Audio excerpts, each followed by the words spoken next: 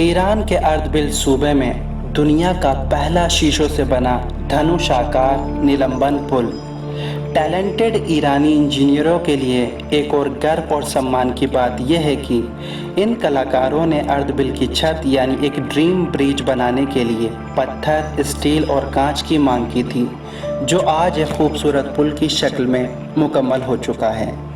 दोस्तों, आप नहीं जानते कि इस पुल पर चलना कितना रोमांचक, कितना उत्साह और भय से भरा हुआ है। शीशों के पुल के लिहाज से ये ईरान का पहला सस्पेंशन ग्लास ब्रिज है। ये भी दुनिया में ऐसा पहली बार है जिसका आकार धनुष के समान दिखाई देता है। लगभग इस पुल की लंबाई 200 मीटर है और ये ज़मीन से 80 मीटर की ऊंचाई पर है और चौड़ाई 1 मीटर से कुछ ज़्यादा है। इन शीशों के टुकड़ों को लेमिनेट किया गया है।